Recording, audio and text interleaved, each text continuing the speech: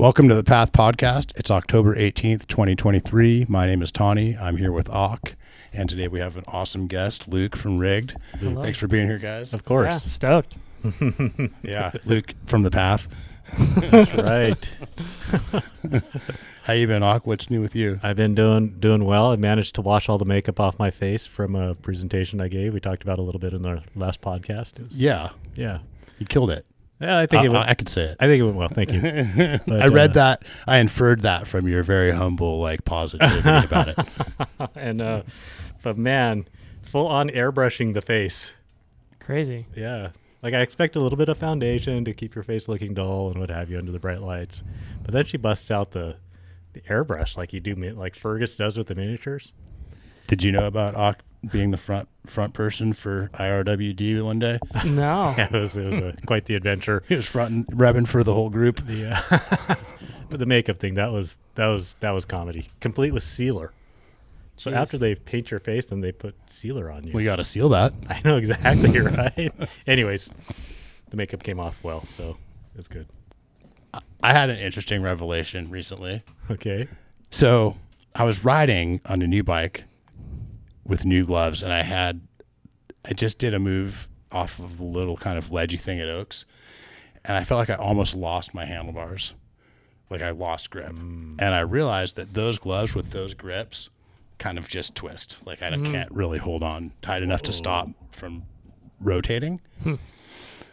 And ever since I've been walking around the shop rotating grips and seeing which ones I can grip tight enough to where I don't spin at all. With those gloves. With and without gloves. The pattern of the dots on the grip, or the diameter of the grip. Do you think? Let me get to that because Okay. interestingly, right? I think I've spent my whole life choosing grips based on shape, having to do with how I want to interact with the bars and brake levers from like a shape and distance and hand wrap. And I do look at that looks grippy. But I never really tested if anything's grippy in any real way. And it's such an easy test to just squeeze it tight and see if you can squeeze it tight enough to not spin. Right. Yeah. Yeah. And it turns out that a lot of the extra stuff kind of squishes and causes less grip. But it's funny, they're called grips, right? Like their number one job is to be grippy, I feel like. Right. And I think for the last 25 years, I've been thinking of them in terms of the kind of other ergonomics. So, But you haven't done the grip metric. and I think most of the grip glove combinations I had gripped well enough that it wasn't an issue. It brought me back to a shuttle day with you though, Luke, when I remember a specific glove grip combo feeling really sketchy. Was it an Hourly lock-on? I Those think were horrible. some Pedro's dots maybe.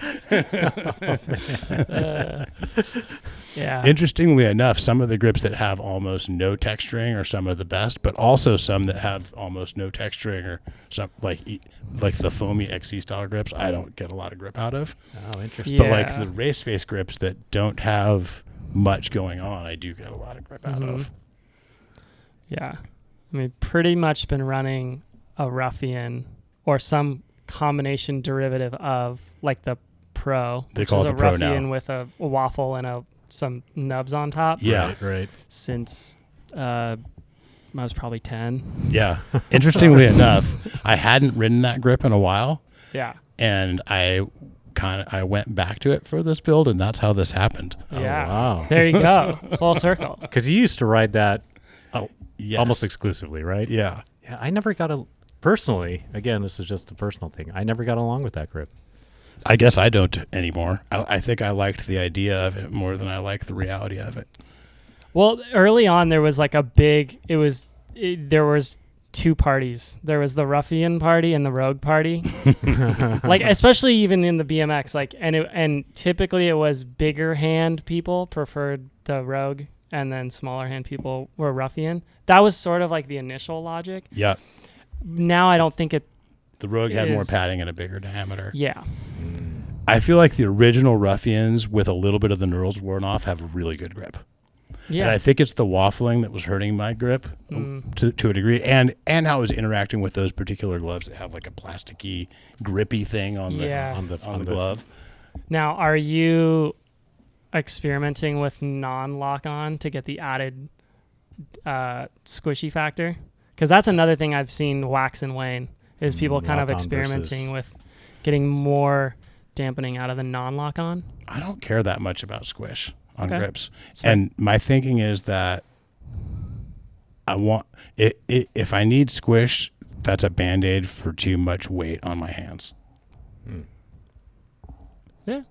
Personally, I've never got along with squish. I feel like that gives me like a vague feel. And maybe because I have tiny hands or weak fingers, I feel like that squish gives me a vague feel. That's why I want to try those. What are the suspension grips? Yeah, Rev. That's why I don't want to try those. But I would, though, just to like, be able to knock them with authority. But I feel like have you tried Rev grips? I have not. I'm sure that they're awesome if that's your preference and feel. Like the right diameter without the squishiness, but a little bit of suspension on it might be the right thing. I don't know. Maybe. That's why I was interested. I do still spend quite a bit of time on a BMX bike, just with the kids, just around the neighborhood. And I don't run lock-ons on that. It's the ODI Hucker signature grips, which are like pretty much just that classic kind of like straight lines, which kind of they like fold as you grip them. Yeah. And especially on a BMX bike, I think the give and the never having gloves on that bike, there is something kind of sweet about that feel to the point where I put something similar on my dirt jump bike, but it's a lock-on version. But it was a very similar where it's got those lines that kind of fold on them. I kind of like them. I haven't really used them on a trail bike, partly because I think you just end up wearing gloves more on the trail bike. And I think once you run gloves, I don't know that I like that feeling anymore. But that makes sense, maybe. Yeah. Interesting. Well, thanks for hearing me out on that. It's good. I was hoping, we could go back to the early days. When I was thinking about getting ready for the podcast, I had an image of you, Luke, coming into the shop, riding on your dad's shoulders. Oh, wow. Mm-hmm. Yeah. So I think the earliest times coming in here, I actually looked up the dates because part of it was I was starting to mountain bike. I was racing BMX already. Started BMX really young, like age 4, but I started mountain biking more. I was on a 20-inch Haro mountain bike, and I was around 10. And at the time, little kid mountain bikes were just not very good. Yeah. And we were riding Oaks in Peters Canyon, and I was quote unquote training for Sea Otter XC. And just simple things like getting brakes that were powerful enough that I could actually squeeze and maintain speed. This is way pre disc brakes being on 20-inch kids mountain bikes. So we came in, and initially I think Carl was the first one to kind of start working with us, and we did some simple things. Carl recommended getting some better V brakes, so he ordered like the nicest Shimano DX V brakes. And then even the suspension fork is this little RST fork. It was just too stiff for me. I weighed literally nothing. So he's like, oh, why don't we take one side spring out so it actually moves? And so we did that. And it was really cool because I think that earliest sort of interaction pretty much encompasses the entire ethos of Path, which is like creating and, solving problems for like, independent thinking people, people doing interesting things. And that's like, and then flash forward to, like coming in here looking for a job. I started to want to race downhill, and, came in, and I remember I had like a race resume as my like work resume. Nice. And, gave it to you and Carl, the other manager at the time. And I remember, I don't know if it was you or Carl, were like, yeah, resume looks okay, but how's your wheelie? That would have been Carl, I think. I think it was probably Carl. And then I was 15. And then I remember grabbing I think I grabbed a Demo 8. and because I wanted to try riding it anyways, and just like did a wheelie in the parking lot. And he's like, "Oh, looks good." And that was my hiring process. At the time, I think Carl and I sort of thought of your dad, Mark, as kind of a legend. He had a little bit of like customer legend status already. Well, because he was working at Amped, right? Yeah. Right. And he was really going above and beyond to make a bike work for you, which we were like kind of stoked to just be along for the ride, you know? Yeah. And he did. At that time, I think Amped still had, like, we had a lot of kind of legend in the bike industry because of the whole horse link thing. Yeah, it's probably good to explain that because I don't think a lot of people would have a frame of reference. So yeah, Amp Research was a bike brand started by a guy named Horst Leitner, and the suspension design of that bike was something that originally he had developed for motorcycles, ATK motorcycles, and then developed a mountain bike, and it was just an early cross-country mountain bike. It had cable-actuated hydraulic disc brakes, a linkage fork. Oh, that's right. And it was the first bike with horse link because that was his suspension design. And this was maybe before V-brakes even. Like, that was really early disc brakes. Yeah. And that linkage fork was very distinctive. And all over Laguna. Deadly. And deadly. And all over bottomed Laguna. and threw you like, over the bars. lots of fancy dudes in Laguna had it, though. Right. Yeah. I still have one. It was the Mercedes-Benz team issue back when it was 90s high budget mountain bike teams, and they had a Mercedes-Benz factory team. And my mom still has her Mercedes amp. It's pretty sweet. It's like all polished silver. It's pretty sick. I think you were maybe like the 5th person that ever came to work at the Path, or 6th or something like that. Really? Or pretty early. You're that Yeah. early. I know you were, I think, only the 2nd kind of young after high school type employee ever, I think. During high school employee. Yeah, pre-license. Like during going to high school, coming here after work, after school. Oh, right, Yeah. right. I see. Well, I pretty much started in summer, and I remember it distinctly because, I didn't have a driver's license yet, so I would ride my bike to work, and it was such a cool time and so formative for so many reasons. I think that era too was really special things I think were happening for mountain bike culture as a whole, because at that time, like the free ride space and the whole sort of getting out of Lycra and getting into these early mountain bike films, like The Collective. I remember the Path did a premiere for The Collective, which like at that time, if you go back and look at like what that movie represented in terms of like bringing this soulful surf sort of inspired way of thinking about mountain biking, I mean, that is the Path. Like what, like you think about what like this place was, and it's a surf skate culture that happens to be on 2 wheels, and like that, everything about what was going on there, it was so cool. And like, I just look back on those memories and like those early shop rides, which were also so eclectic. Yeah. Like we had like Single Speed Josh and like those guys, but then we had like essentially we were on like wannabe free ride bike kind of setups and all riding together. We had people whose ride fantasy was like be a Chicago bike messenger on the local bike trails, and people whose bike fantasy was like be the star of the next like Cranked movie. Yeah, oh my exactly. God. Like on the same group ride. Yeah. It was so good. Did at the Collective premiere, wasn't there a Foo Riders intro?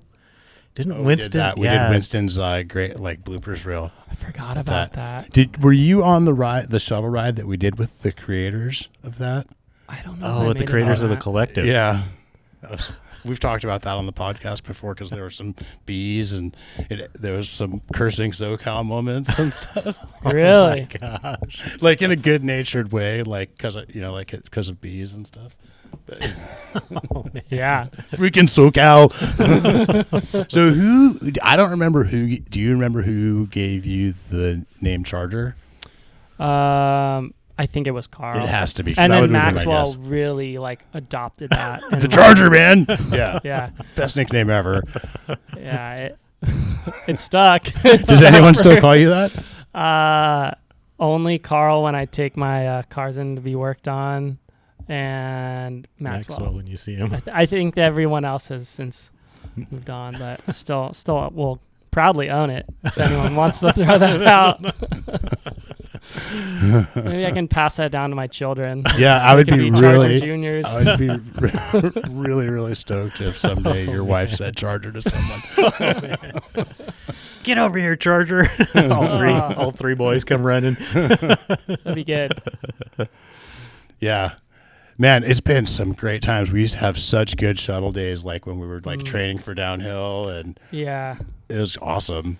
Yeah, some of those early ones I remember was like, I remember shuttling Skyline in Corona with Cam and Kyle from Transition. Yeah. When it was like, this is, That was a great day. It was all misty. yeah, and it was like, this was like, you know, bottle rocket transition era and like Yeah. those like early bikes. And that was like just, it was so core. And we were in your Safari van. That was a good Oh, day. that's right, the safari van. Yeah, That was a good day for sure. Didn't you have a white and pink Sunday? I did. Yeah. And the matching, like, And yeah, you know, Soul Factory. well, you know, that's another really good point is like, I think my time at the Path, like there was so many, like there's so Versions many of waxing you. and waning, like different like seasons of interest and style. Yeah. And like the cool thing about the Path was there was like, it always was room to fit that in. Right. I think like, you know, cause early on it was very like free ride kind of vibe and, Core Trail Free Ride. Core Trail Free Ride, and I remember I remember rocking that style at Fontana, and like it was making very bold fashion statements. Polarizing. Because this was like not the era. Enduro was not a thing. Super D wasn't even really a thing. And I remember racing Fontana with a Giro Zen open face purple helmet, a yellow Kona coiler, purple SB Dunk Nikes, and like it was full like just hectic style. But like racing Fontana downhill with that. And then like a few years later, you know, you get into like the Junior X downhill thing was such a fashion show. Yeah. And this is like a bunch of like insecure high schoolers where like you're totally like in it for the fashion show. So I don't know. Like I remember you calling me while I was at school and being like, hey, we're ordering Iron Horse Sundays. Which color do you want? I was like, what are the options? You're like, well, there's this factory red and white. There's a green one like Sam Hill. And then there's pink. Those are the real colors. Pepto-Bismol pink. I was like, let me think about this.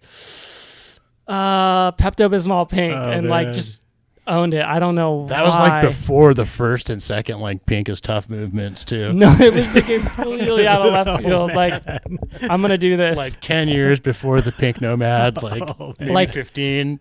I don't think I really ever saw another pink Sunday other than Sabrina Jonier, I think was the one on the team who was running that.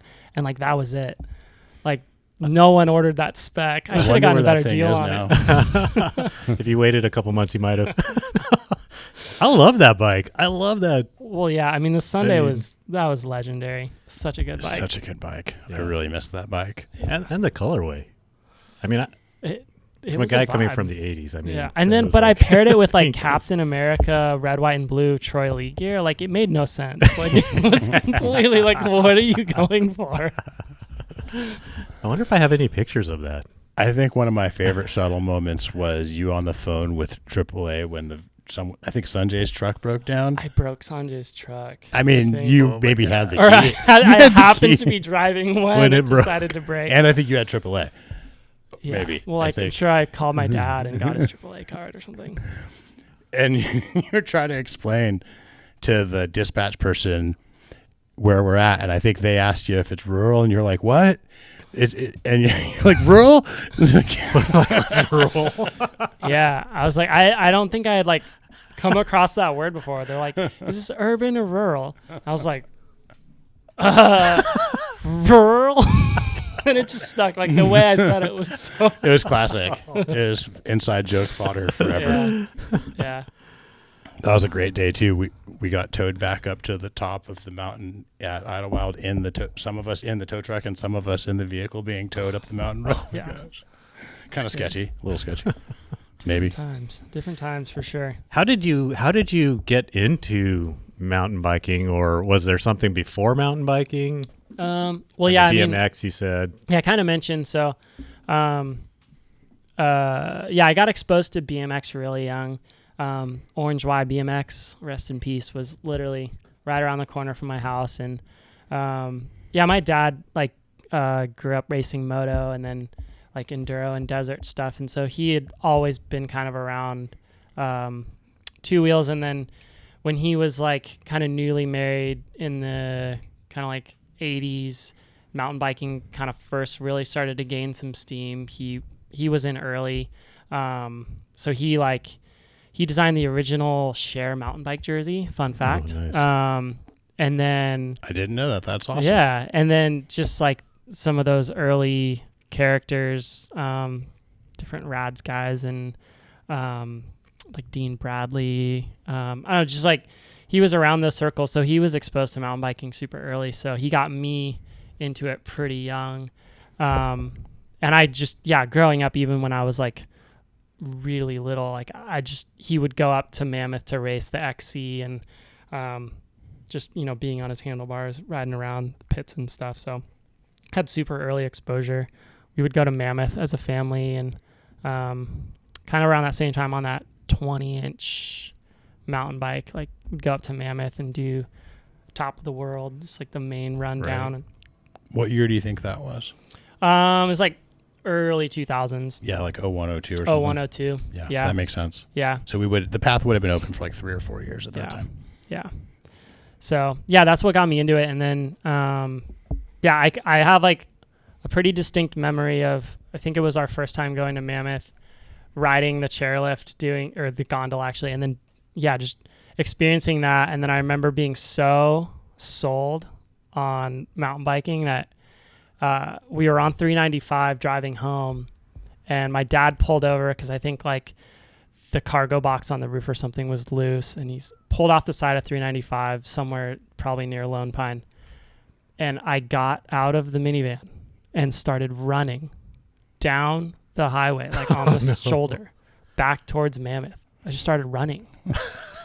And my dad runs after me, catches up, and is like, he's like, "What are you doing?" And I'm like crying. And I was like, "I just want to go back. I'm moving to Mammoth." Like, I don't want to leave. And I remember sitting on the side of the road with him, and he's just like throws his arm around me and he's like, "I get it, man." Like, That's so good. I get it. And like, that's pretty much the level of like all in I was from that age of like, I'm about this lifestyle. So good. Yeah, that sounds right for your formation story. Yeah. Yeah. That is awesome. Oh, that's great. That's great. I remember in the years that you worked here, you started out as what we call an expediter, which is basically just helping around the shop. Mm-hmm. And you really moved through all the positions. Like by the end, you were kind of what we call a pathomatician, which means you can kind of do you can work on bikes. You were a manager. Yeah. You were a bike fitter.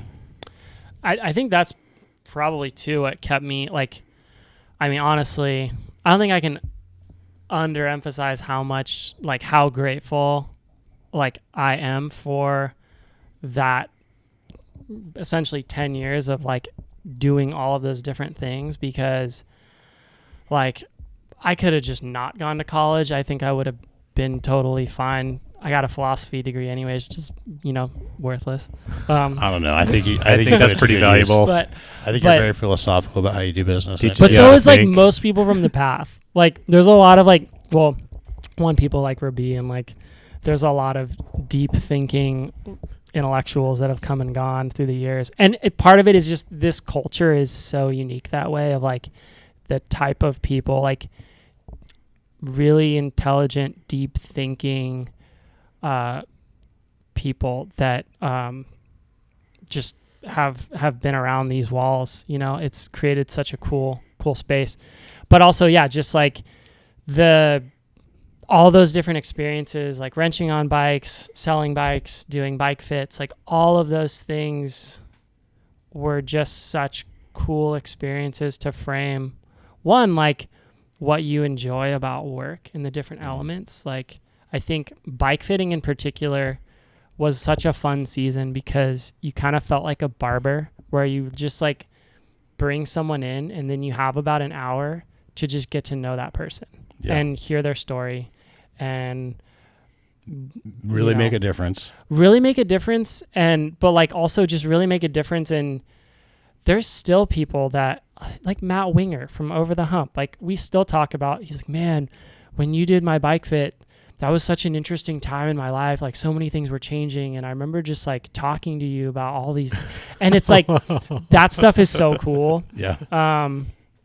So yeah. Well, you were always an awesome employee. Like your contributions were always like way past expectations, especially once you got in stride.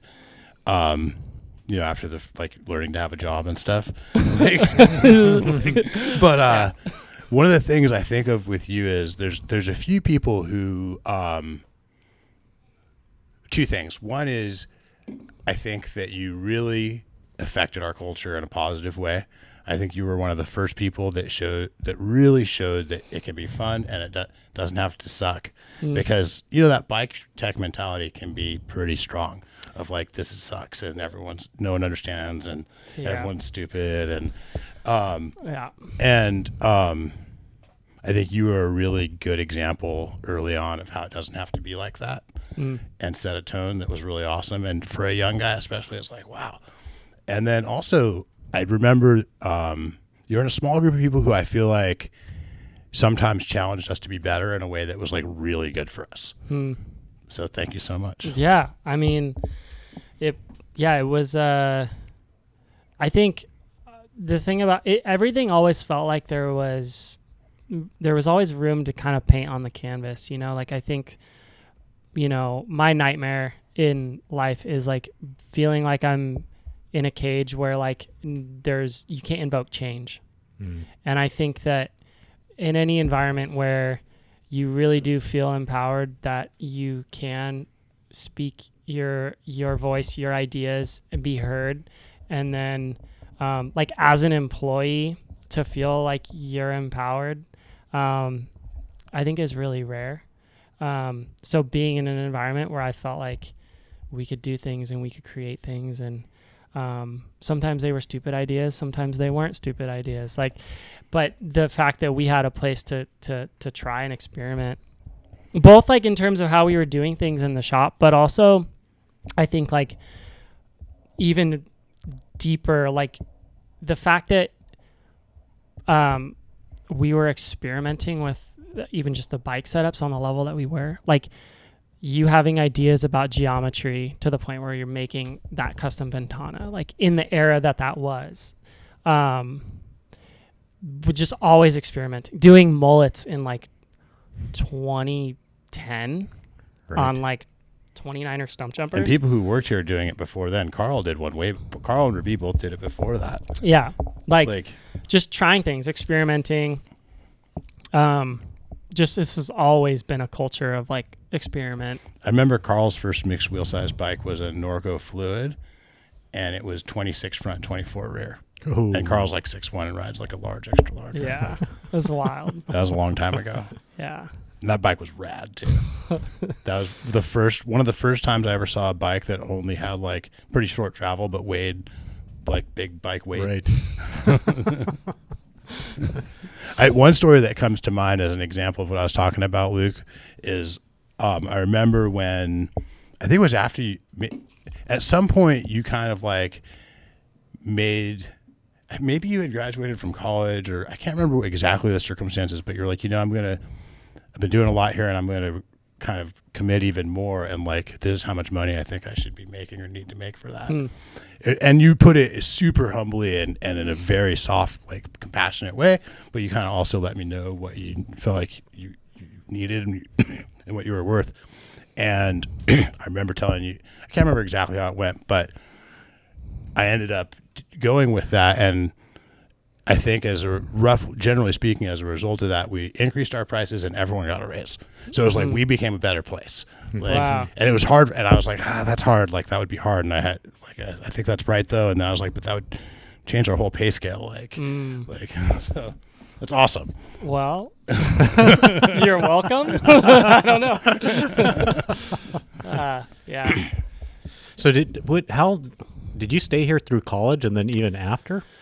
Yeah. What did that look like? Yeah. So, started in high school, 2005, and then stayed here through all of college, and then graduated, got engaged, and had like a brief stint where I tried to go do something else and lasted 1 week and said, nah, and then called Tani right back and was like, hey, I made a mistake. I want to stay.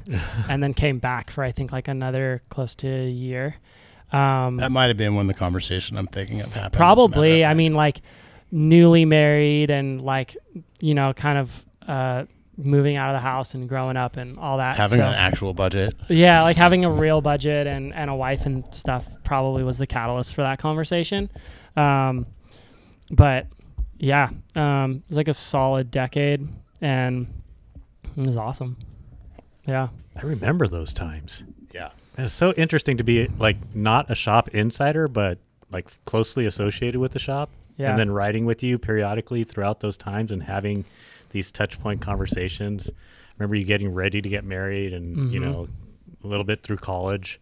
Yeah, that's fantastic. And then so you stay here for a year and you start getting into like an incubator, well, even before that, yeah. So kind of the exodus of finally kind of moving on was, so I was helping Ross Bennett coach for the Foothill and Tustin high school mountain bike teams, and made a connection with Path customer named Paul Wilkins, who had a company called Wilco Offroad. And then, so yeah, through a series of conversations, he was doing some really interesting stuff with, off-road products, and, ended up going to work for him and had a few years of really a crash course in sort of manufacturing, distribution, sales, marketing, on just kind of like a full-on level for a off-road company. And then after a few years, that company was acquired, and then that is what sort of was the catalyst for starting RiGd,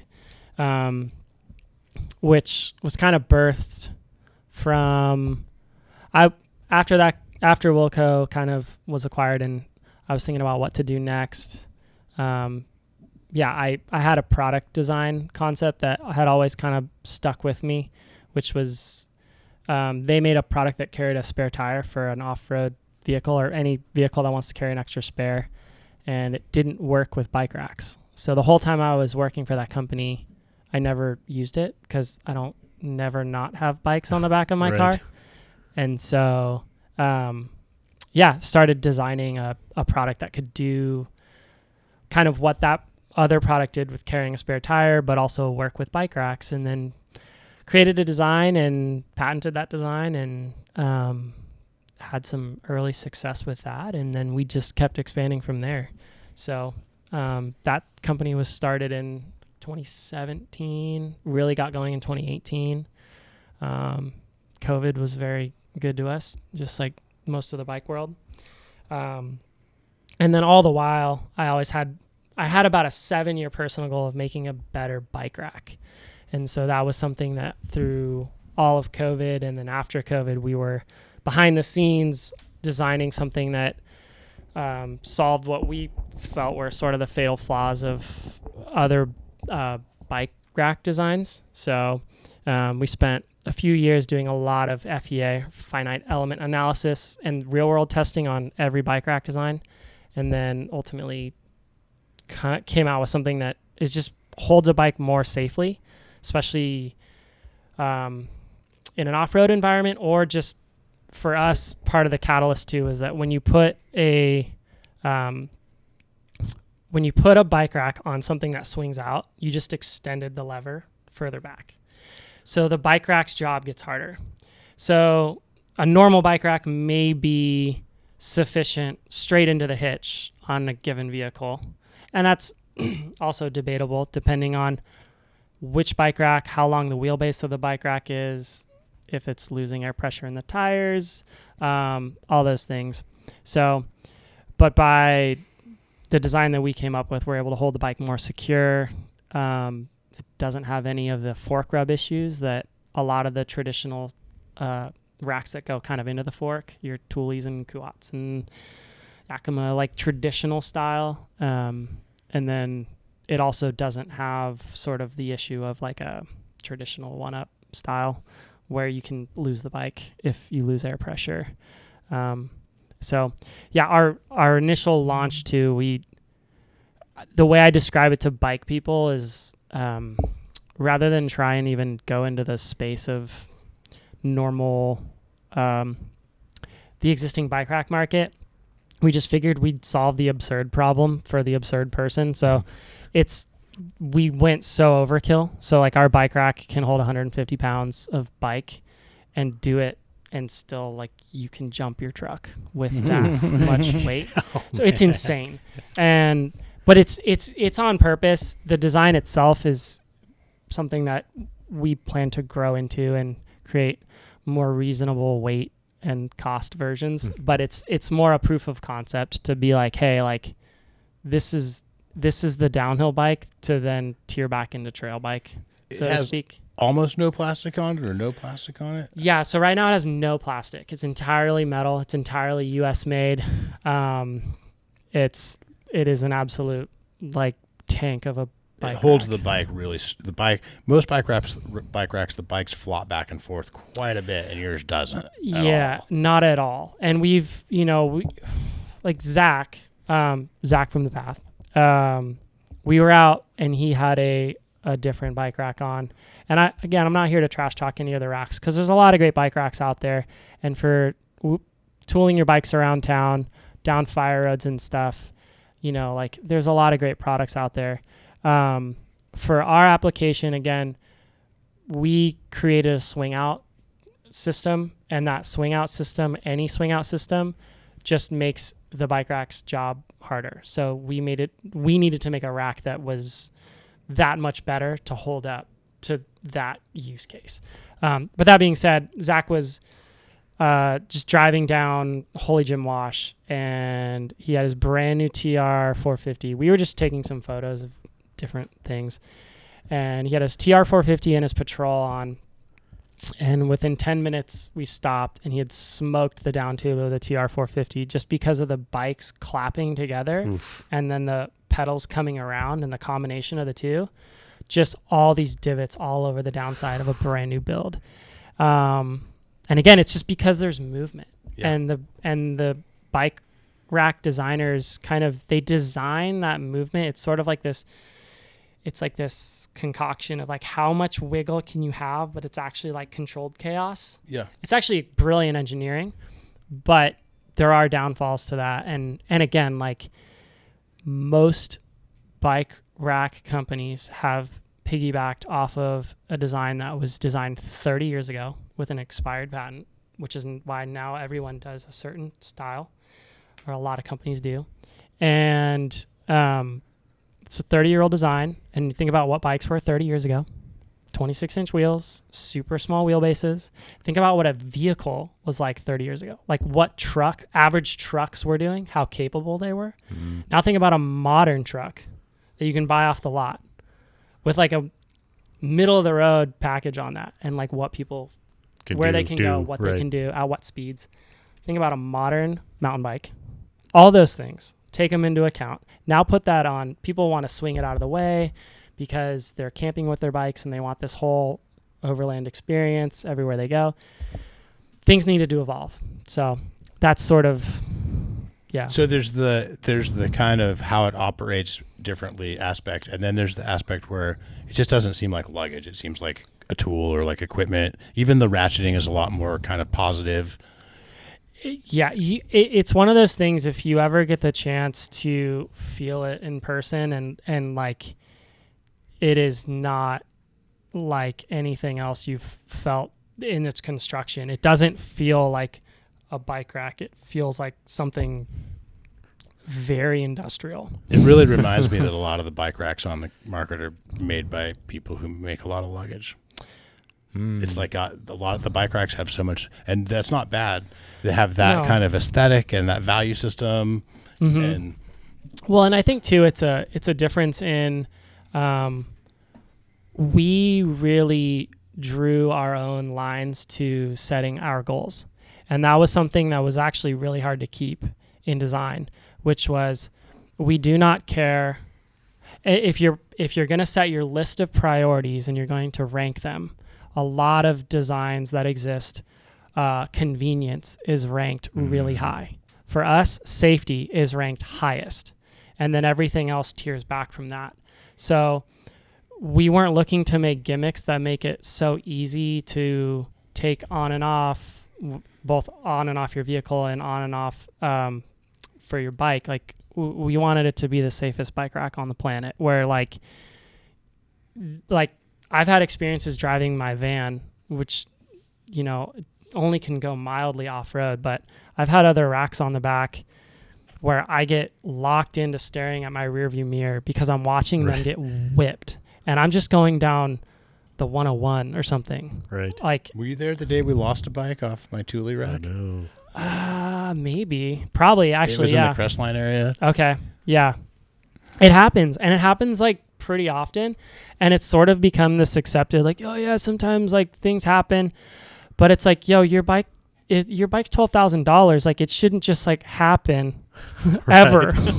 Like, so not to mention the trip, the once of a lifetime trip you might be taking your bike on, or 100%. And like, yeah, I mean, I remember I got the opportunity to drive, well, I'd been before, but I drove up to Whistler, and it's a long haul, and I was in a 4Runner, and bikes living on the back, and you're covering so many miles, and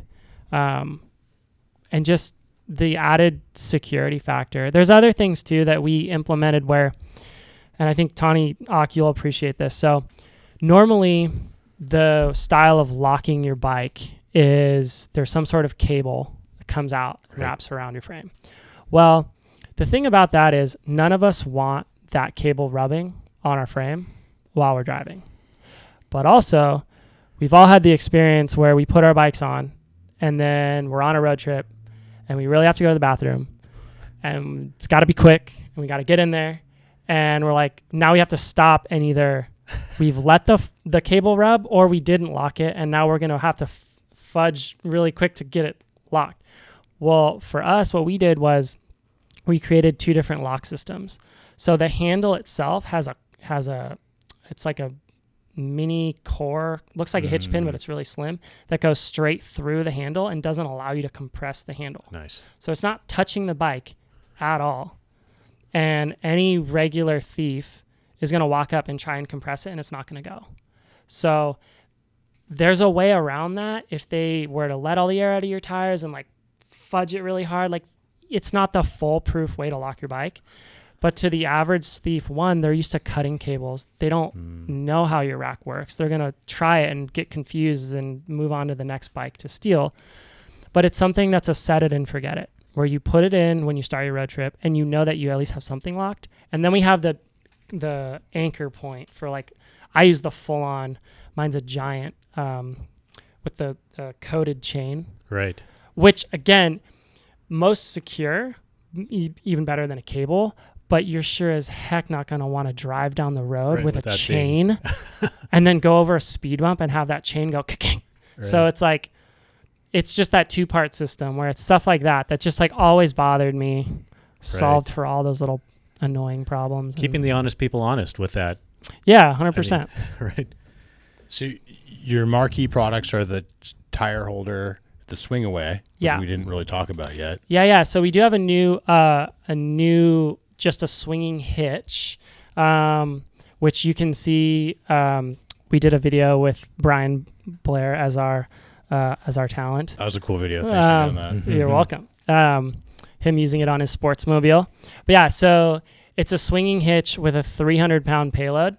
And it also has some cool features like an integrated step. So if you, say, have a rooftop tent or a roof rack, it actually is super handy to be able to step onto that hitch portion in a safe way. I use it on my van too, because I found, because I always have some sort of swing out, my kids are always coming in and out of my van, and they used to use the hitch to try and step in, but it's slippery, and they'd bang their shins on it.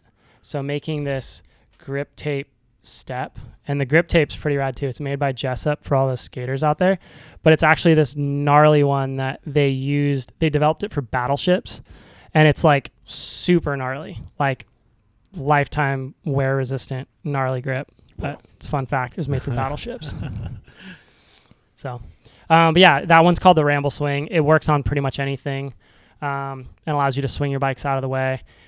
If you want to see how strong it is compared to other swinging hitches, like we've got a video of a KTM 500 and Jason Denny sitting on that 500, swinging open and then swinging back and not having any issue lining up when you close it. Don't try that at home. Don't actually put a KTM 500 on, because you shouldn't. But just to show you like how overly strong it is for carrying either like 6 bikes on a vertical rack or some heavy e-bikes or some like e-motos. So yeah. Or maybe one lightweight dirt bike. It has to be really lightweight, because again, like on paper, we want it to be 300 pounds. And part of that is the weight rate because of everything extending as you get further and further away. But still, if you compare that to like a normal swing hitch you'd see from one of the like larger bike rack companies, like infinitely more strength to not have any movement and less wobble. Way less wobble. Yeah. You could put 6 mid-weight e-bikes on there. Yeah, you could. Yeah. Vertical racks are, I will say, caveat, vertical racks, our rack is designed to take vertical racks. I'll say that first. In our testing, vertical racks are gnarly. They have a lot of cantilevering force. It's cantilevering, but it's also, the analogy is like, if you took a sledgehammer and you held it by the very end of the handle and with the mallet portion up in the air, and how you're trying to hold it and it's swirling around, that's kind of like what vertical racks are doing.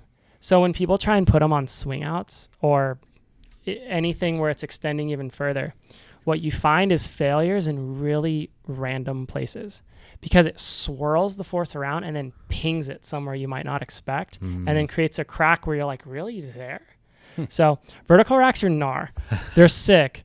But like, if you are someone out there who has a vertical rack and intends to put it on some sort of swing out, one, I would encourage you to look at our swing out, because it is the strongest thing that exists in a swing out category. But two, if you're going to put it on something else, just like really understand what you're doing. Most of them, I think, tell you straight up, don't do it. But I've seen more catastrophic failures of people putting vertical racks on things than I think any other style Shouldn't rack. people maybe cut the recommended weight limit down a little bit or something? I would. Maybe Yeah. like remove a third times 0.7 maybe, or 0.6 or something. Yeah. I mean, exactly what to reduce your safety factor to, as much as you can. as much as you can, use caution. These are moving vehicles with heavy objects, and be safe. Yeah, and gnarly off-roading is going to be a factor too, probably. Off-road is like another animal entirely, but ironically enough, like we see some of the most catastrophic like failures from like high-speed weird freeway G-outs. Like, to give you another frame of reference, like when we designed our rack, our final testing, after we had done all our controlled environments, we put 60-pound test bikes that were weighted horribly. We put high weight on dirt jump bikes, and then we put those on the back of a long travel Raptor, and we did 60 miles an hour in Barstow through the whoops. Ooh. And Oh my gosh. and it survived. And like in early testing, like we had even like snapped forks, like straight through the middle of the fork leg. Oh my gosh. Like that's the kind of forces. So That's awesome. yeah, we pushed really far. And then, so do you have 3 primary products then? Yeah, so the main stuff is our swing out tire carrier. It's called the Ultra Swing. That can carry a spare tire, bikes, fuel, water. It has a camp table that folds off the back of it. It's like a total Swiss Army knife you can put in your hitch and do all sorts of cool stuff with. And then we have our bike rack. It's called the Ramble Rack. Ramble Swing is a swinging hitch. And that's really the main products we have. We have some other accessories, but those are our like 3 core products. It's awesome. And you get to work with Eric too, which I'm a little envious. Yeah, so Eric Pyle is our lead engineer. He worked here for a brief stint when he was in college. I think it was at least a year or 2. Long enough to leave a mark. We love that guy. He's awesome. Yeah, I'm really, he's definitely a unicorn in that he is a really good engineer. He knows how to blow stuff up and analyze the data, but what makes him a unicorn is that he's also a really good designer, where he really does have an aesthetic eye. And that's really hard to find someone who has both of those things. And normally those factions war against each other. Industrial design versus engineering is like a tale as old as time of just a feud. Well, and then the trifecta of people skills too, because that's another, you don't usually see those together. Yeah, and he's a good communicator. Like cheerful, warm, and like the sincerest. Yeah, he likes to give big, warm, cuddly hugs. So awesome. Yeah. That's cool. People can find you. Yeah, RiGdSupply.com or at RiGd Supply, RiGd Supply. Do you don't have hours, or you do? Yeah, we have a showroom in Orange, and we're there. The showroom's open Monday through Friday, 9 to 5. So if you ever want to pop in and just see what we're all about, take a look at everything in person, see the bike rack. We've got my good friend Charlie Harrison, who was World Cup downhill racer, retired, but we have his snowshoe podium bike on display on the Ramble Rack. Oh. So you want to see a sweet Trek factory racing downhill bike on a Ramble Rack, that's in the showroom. So it's kind of cool. It's awesome. Cool. So in the time that I've known you and ridden with you again periodically, I feel like your ride fantasy kind of moves through time in various places and directions. And yeah, I have an identity crisis about every 6 months and then completely have to reinvent. It's like it's a problem. It's very Path of you to have a new ride fantasy all the time. Yeah. No, I guess maybe that's where I picked up that issue was from you. It's pretty fantastic, by the way. Well, you've done it well, because I was thinking about this before the show. It's like, man, is there a bike ride Luke could go on where he would feel kind of like in over his head? Because not to embarrass you, but like you can kind of hang in more disciplines than anyone else I know anyone else I know who can hang in that many disciplines to the level you can hang is pro at one of them in like a big way. Wow. Well, thanks. Because it's like dirt jump, cross country, like just general, like kind of creative, like finding something cool and jamming off of it. Downhill racing, BMX, fixie riding. I don't. Sadly, but there was an era. That was a dark era. That was the one era of being a Path person, but having all my high school friends get into fixies, so naturally I did too. That was probably the hardest to like justify to like my Path superiors. Was like, yeah, fixies are cool, but everyone was doing everyone was doing it, and it's cool. And I'm glad for that season too. it got friends that otherwise would never have gotten into bikes, and some of them stayed with it and ended up getting mountain bikes. So it was worth it. Totally. Yeah, there was a lot of good about that scene. As much as there was like, so there was something about it that turned kind of hard, difficult after a while, but the scene was good, I think, overall. Yeah. Well, and it's like anything that starts with the fashion as the forefront of why it exists. There's something initially kind of cringy about it, but then there's also something usually good, and then you kind of see through it. Yeah, I don't know. Take us through maybe like. Okay, so some of these eras or something? Some of these eras, yeah. So every 6 months. So take us through the past maybe 2-3 years or whatever. I'm a very goal-oriented person. So I'll just sort of pick a goal for a season and run with it. So there's been a lot of seasons where it was about, so early on it would have been the first time exposed to the Laguna Steeps and, and being like 15, 16, 17. When we started riding the Steeps, it was like eye-opening. A first time down Valhalla, like some of these trails. Are we allowed to say those names on here? You just did. Some very big technical trails, big features, consequences. Yeah, big consequence trails in the coastal regions.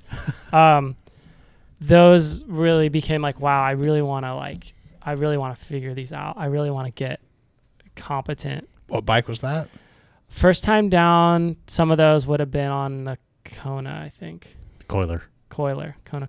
Remember when every bike in the shop we called a Kona? Yeah, that's fun. And then, so yeah, that was some early eras of like really wanting to get good at the steeps. And then eras where it was all about like, well, the steeps, but also jumps. And so, coming and going with seasons of like being more about like, I still live right by Sheep Hills. And so I still go to Sheep quite a bit. And I've had seasons where I really tried to, even in adulthood, like bolster up my jump abilities because I was like preparing to go to a certain bike park, like a Whistler, or I did a trip to Jackson to ride like Teton Pass stuff, which is super heavy. And so I wanted to really be as confident as I could going into those. So I've had seasons like that where it's more about the jumps and the speed and the downhill sort of oriented stuff. But then I've had other seasons where I got really interested in cross country. There were seasons where it was more proper cross country racing. I remember, so I had a nasty little over the bar at Pushakona in like 2013 or 14. Yeah, I remember. I was there. Was that the one on the San Juan Trail where you cut your face? Yeah. So I had it was a long day. I think we were like 50 miles in or something. Yeah. I was getting really tired and just a little sloppy. I think it was on Bell Ridge. Bell Ridge. Yeah. And I was on a Kona Hehe 29er. And just kind of stuffed the front end and went over the bars and was just too slow to react and just face planted and had a nasty I actually had plastic surgery that night. Like they had to sew my nose and that was scary. Yeah. And my lip was like completely severed. And then after, it wasn't that long after that I got engaged, and I remember being like, I really don't want to rip my face off again before I get married. So for about, it was about a 2-year total stint. I got really heavily focused on cross country racing. And like, it was cool because I picked it up pretty quick. Sorry, before you go there, can I just say that night, like your girlfriend, future fiance was on point, excellent. And so I was just like, I rode with you down. I kind of like I was on that ride with you. Yeah. And the impression that this individual made on me was on point. So kudos to that individual. Kudos to her really too, because I was so stupid about how I handled it. I took a selfie and then sent it to her and then didn't didn't say any follow-up for like a few hours. And I probably was mildly concussed. Yeah. But like such You were, yeah. such a bad move. And the fact that she like still showed up and loved me, and after being like totally lame, Ghosted, and kudos. Still with me. So yeah. Yeah. So You guys have some really cute kids that ride. we do. Yeah. That's been super fun. But yeah, all these different seasons, XC seasons, and then yeah, even into the last few years, just gotten into like some gravel stuff. That's the thing, is like I thoroughly enjoy all of it, and there isn't like a style of riding that I don't think is cool.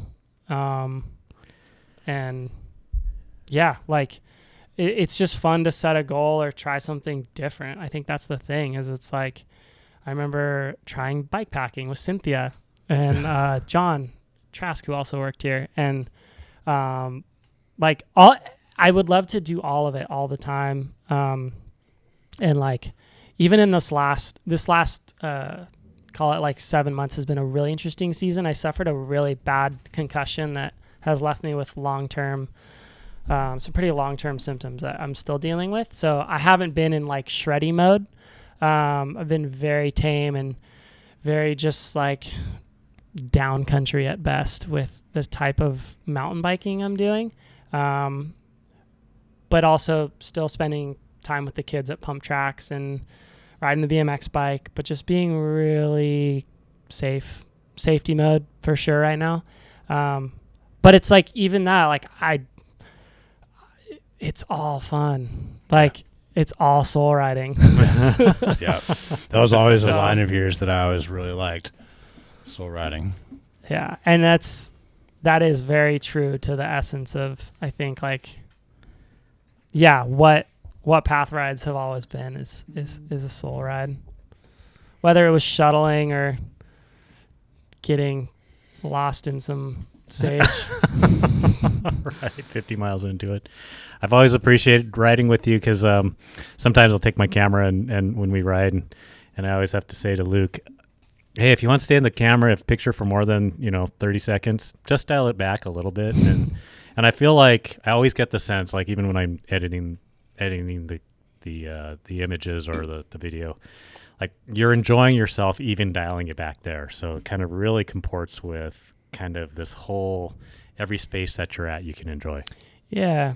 I think having kids too is a really interesting one. Like, I find myself shifting goals where it's like, my goal isn't so much, prior may have been like, I want to, get up to such and such level again because I want to feel really good if I go to Whistler because I want to hit such and such trails. Now it may be like, I want to stay healthy and competent enough so that when my kids go to a bike park for the first time, like I'm in a good spot for where they're at. And I think how much now that, so my oldest is 5. We started him very early. And this is a whole rabbit trail conversation, but I had a big debate of whether to put him, after he got competent on pedaling a 2-wheeler, whether or not to allow him to experience Stasic. So a throttle little e-strider, basically. It's like a little mini e-moto.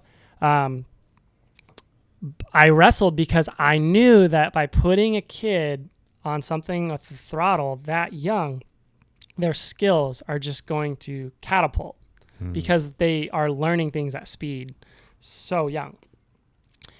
But also I was like, but if I do that, will he ever go back to pedaling? And I wasn't really sure. I ended up doing it, and I've heard different experiences. I talked to Dumani for a long time about this because he put, I think it was his daughter, on a Stasic, and she never went back. And he's like, but at least she's on 2 wheels. But with my oldest William, what was cool was that he, for maybe like 2 months, he was really into it. But then all of a sudden he started wanting to pedal again. And so now he actually prefers pedaling. And this is a whole thing, but we pedal to school every day. Oh, nice. And a lot of it is my belief in being a family that has quite a bit of ADHD and stuff, like starting those early rhythms of the early morning physical activity, putting all that sensory input in is super healthy. So he pedals his biggest, heaviest bike to school every day, standing up, just hammering. He's a little animal. And it's really, and I can tell it's just like helping his brain and body be ready for the day. And so, but I have done some interesting stuff, and I know it's not legal, but putting, like having him ride a Liso and he's on his stay stick, and then I'm on a mountain bike with my younger on a shotgun seat. Yeah. And he can like beat me up the climbs. Yeah. The problem is it only has a rear brake. So he's really got to navigate the downhills. And we stay just on the main, like the main, like the main canyon or whatever. The main canyon. Going up. So I was ridgeline, but it's like not a ridgeline, canyon. But it's been really fun, and like it does open up a whole new world of like where a little kid can go with you. Yeah. Yeah. So yeah. I think that's cool. That's great. Yeah, no, that's this is fantastic, Luke. Really enjoy some of the insight, actually all the insight that you're sharing with us.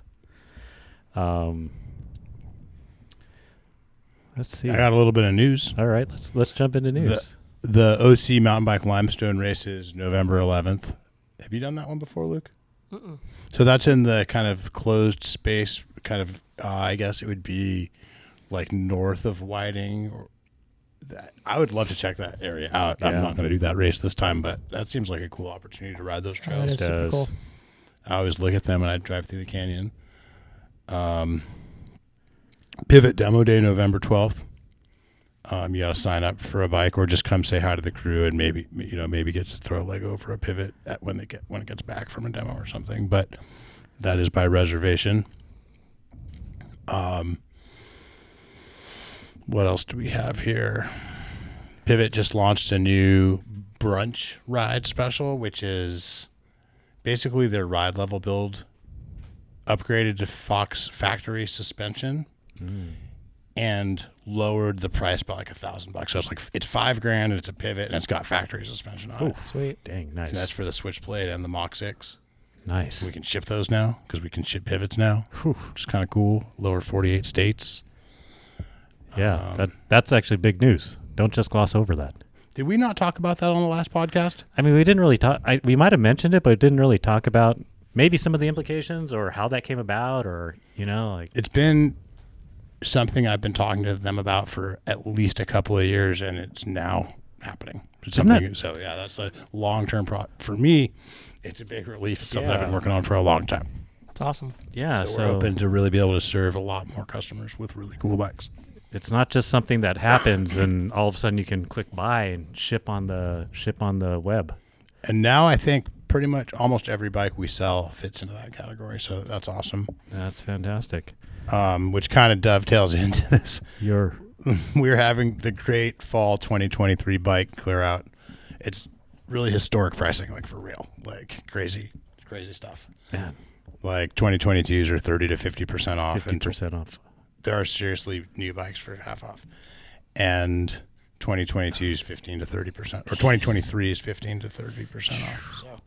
I saw the Kona Process X bikes that you've got I on. think $49.95 or something with like below AXS and carbon frame and golly, that is nuts. Nice suspension and good brakes, and that's easily the best enduro bike we have for even under $6,000. It's under $5,000. That bike is sick. The bike is sick. That is. You had one, right? I did. Yeah. Yeah, me too. Yeah, that thing is like, I don't know that there's really anything I could even comment that I would maybe change on. Like for that style of bike, I think I ran it mixed wheel size like the whole time. But it is just dialed. And it's so light for a big enduro bike too. Yeah. Pedals good. Yeah, completely. Yep. And that's pretty much the news I've got right now. I think you have other news, personal Okay. news on. Oh, yeah. I got a new bike. What? What'd you get? You got 2 new bikes. I got 2 new bikes. I sold my Rise, which I already miss. I loved that bike. And I am selling my Trance, and I'm letting Zach ride my Patrol. Zach at Live Oak, awesome guy. And then I'm going to sell that Patrol probably, or maybe keep that one. I might keep as a park bike. You gonna put a dual crown on it? Maybe, could be. But part of me wants to just sell it and get a real downhill bike for park. Yeah. But I got a Pivot Shadowcat with mixed wheels, a Fox 36 150. What? EXO transmission. So this is my first really nice new trail bike that since pandemic era. So I'm psyched. Wow. Like not e-bike, trail bike.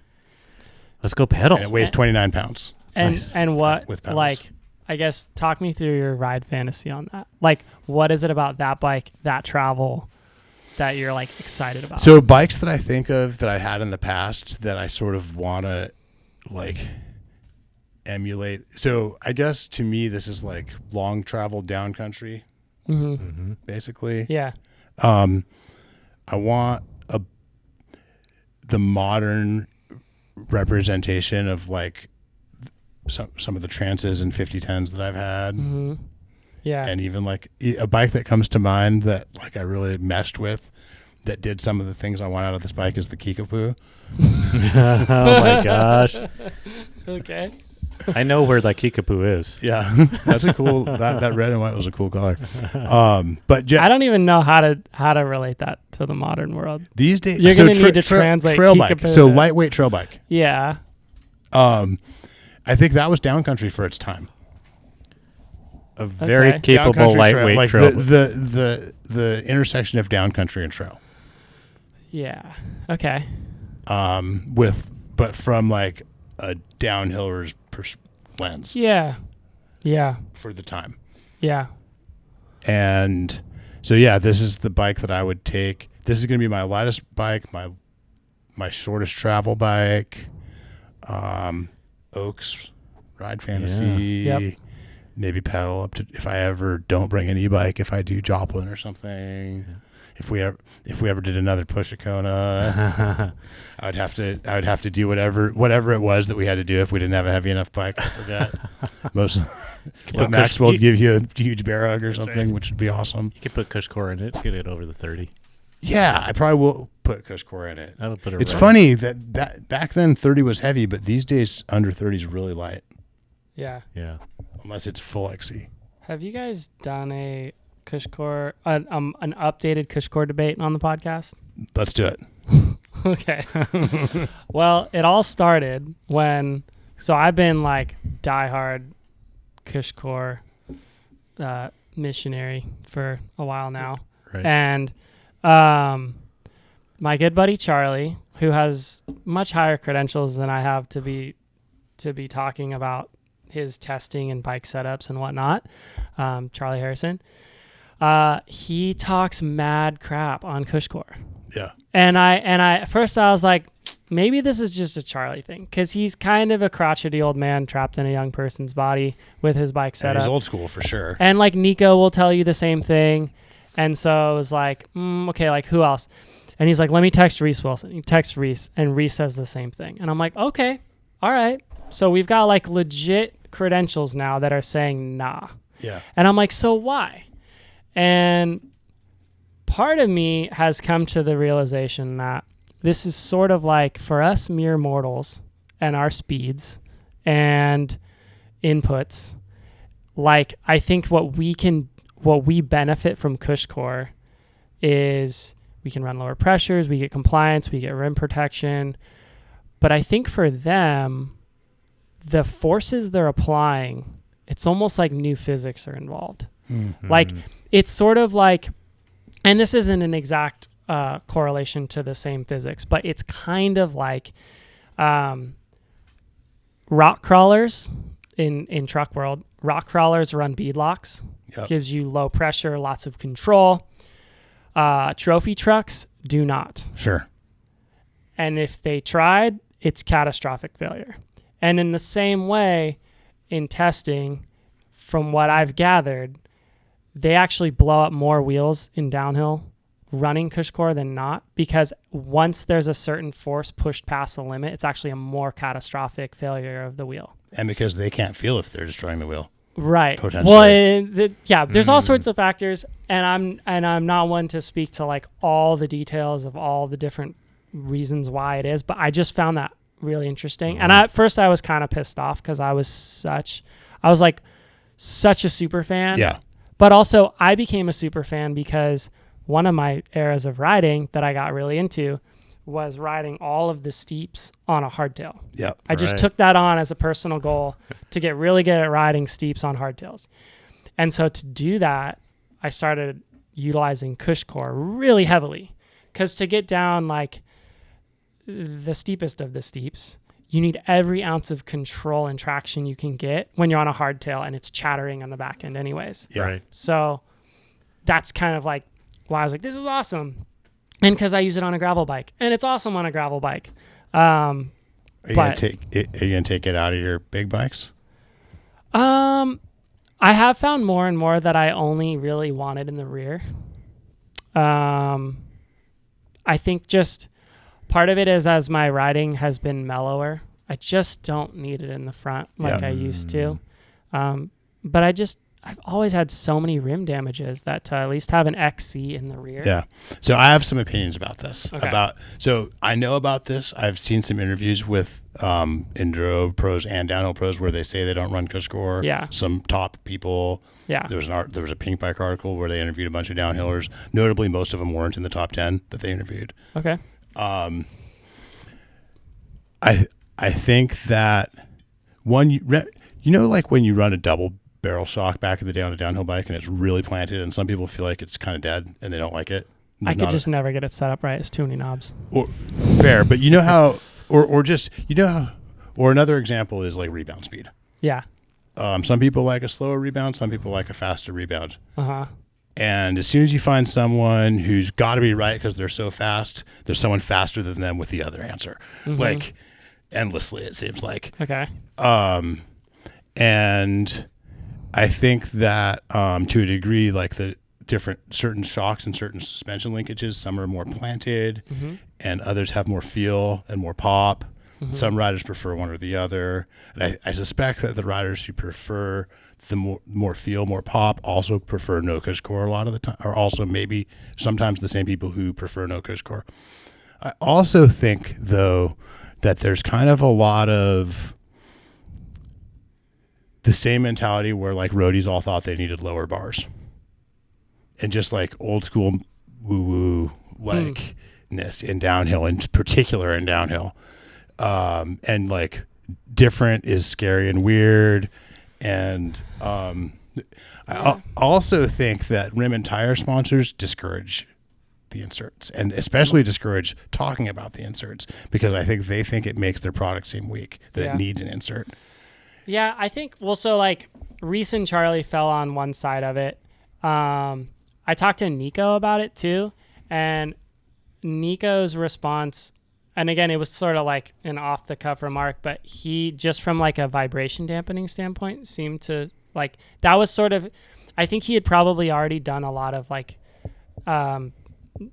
maybe he was more already on the out for some of the more, initial advantages that people were talking about, but for him, even from a vibration dampening thing, he still seemed to find some value in it, which I thought was interesting. That's my main love of it, is I feel like it dampens vibration. Yeah. I don't even necessarily always feel like I want to run lower pressure with it, and I'm not that excited about the rim protection or tire protection, because I am excited about the tire rollover thing. That is a factor for me. Yeah.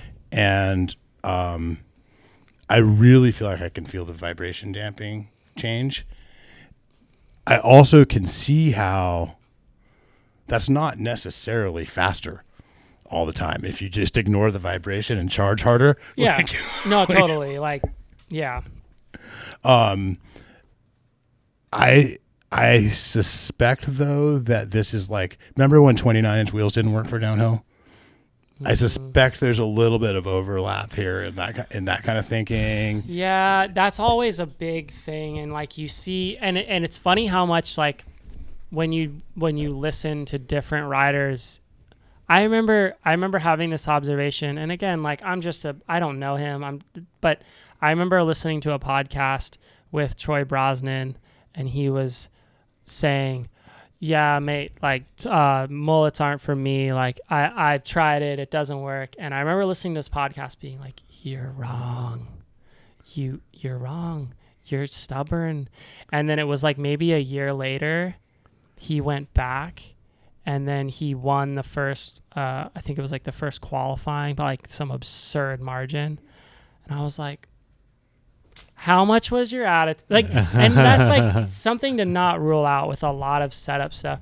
And it's psychology and it's effective. Like if you feel confident on the setup, right? Like how many dumb things have we ridden over I'll be honest, that we thought were sick and we went faster because of it. Like dropper posts.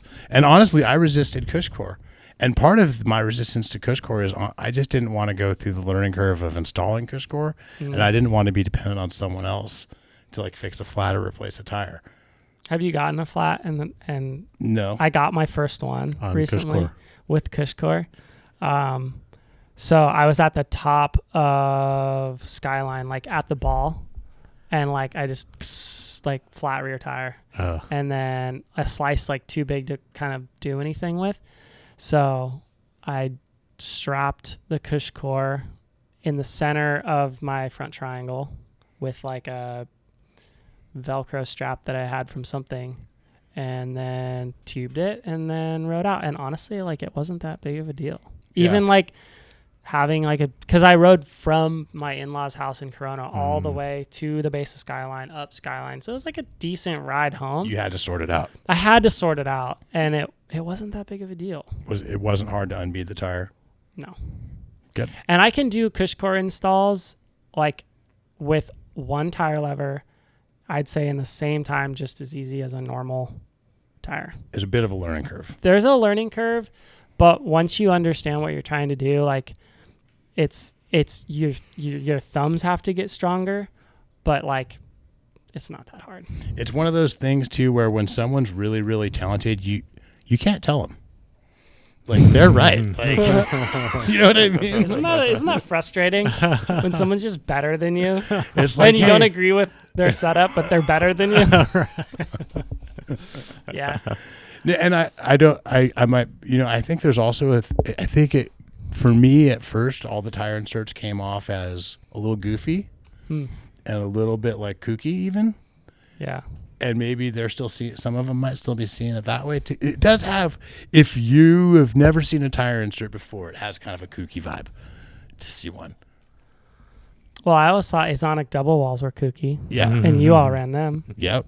And I still think they're kind of kooky. Well, now they're super kooky. I never got behind upsweep for handlebars. I no longer am behind upsweeper. So, we'll see. Yeah. But also, at the time, there weren't a lot of 28-inch wide bars. That's fair. to choose from. I was using wooden 28 inch. dowels and hanging my lock-ons off the end to get my Eastons wide enough. So. Yeah. And also bars were so low at the time that anything to get the grips higher was good. Yeah. Like That's fair. Yeah, I remember riding double walls and everything else feeling weird, and then getting off of them and double walls definitely feeling weird. Yeah. And I also think it's partly a body positioning thing, like where the further back you are, the more all kinds of sweeps make sense. I do love back sweep. Like I really like back sweep. And like the more the merrier. Yeah. Especially when you get into like kind of not your true shreddy bike setup, but more your sort of down country. I don't know. It's just, maybe it's part of it. You feel like you're riding some sort of gentleman bike. Yeah. But like, just like mad back sweep, just something feels right. What was the product we were talking about earlier in the show that I said wasn't for me? That in the back of my head, I was thinking I'm probably going to end up wrong and liking it. Suspension grips. This is Rev Grips, right? Grips. Rev Grips. Yeah, I've been wrong a lot. I was wrong about dropper posts, and I was wrong about inserts at first. For me, like I'm pretty sure inserts are good for me.